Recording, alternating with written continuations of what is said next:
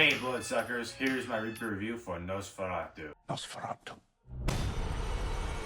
Thank you for that dramatic entry, Willem Dafoe. So Nosferatu is a reboot of a 1922 movie, Nosferatu, which for people who don't know is basically an unauthorized version of Dracula.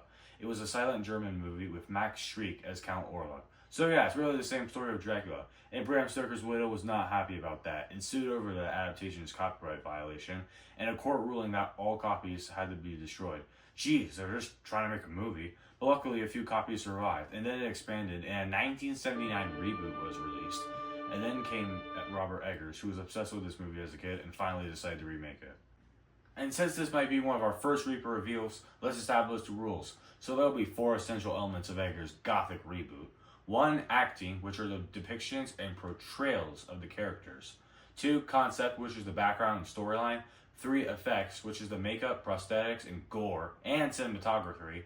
And 4, scare factor, which is the dreadful impact and the jump scares. But I will be reviewing them with sipes. So 5 sipes means it's great, there's nothing wrong with it.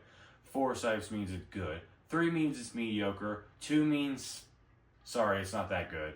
1 means get the heck out. Get out! So now let's sink our teeth into my review.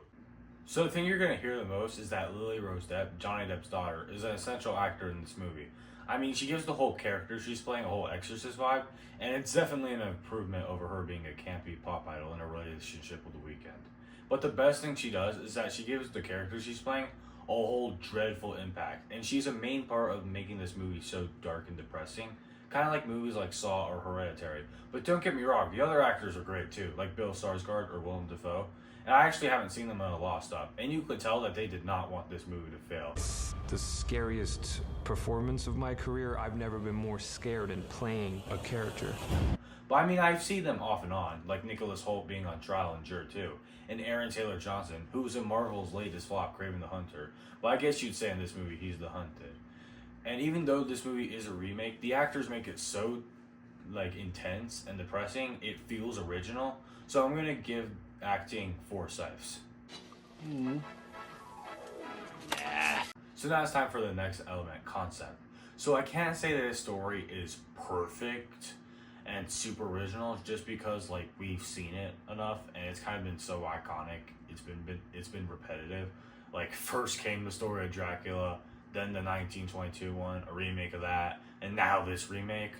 But even though it has been done so many times, it feels original. Even though the characters are the same storylines and personas from Dracula, they still feel original. And I mean, Bill Skarsgård just gives Orlok this great sinister makeover, and I love how he plays the Carnage Count. Well, Skarsgård, look, he's a method actor, and usually he does remakes of old horror retro villains, but brings them to a whole nother modern level, like when he did Pennywise, which is great. And even though the new Crow sucked, he was a good Eric Draven, but not as good as Brandon. I'm sorry, Bill, I just love the original too much. So yeah, it's using a vintage story but upgrading it in the same way you like to see an old movie in theaters again with better quality. And it deserves 4 sipes. And now it's time for the great essential element. Number 3, effects. Now let me start by saying the cinematography in this movie is fire. Every shot is a great piece of artwork, and the design of Orlok's coffin is so good, and the village and forest and the castle is all awesome, and it might be one of the best I've seen in years. And the crazy thing is that Eggers and his crew did it all from scratch, and it really feels like you're witnessing history, which is why it's also so good at being a period piece. And the cinematography isn't the only great part. The prosthetics for Orlok are great, and his costume are so sick. I love the gore in this movie, just because the gore in this movie isn't so over the top and disgusting, even though it is good at being a splatter film. But I'm not insulting you, Art, you still rule. But yeah, so it deserves 5 sipes for sure. Okay, now it's time for the last essential element, and that is scare factor.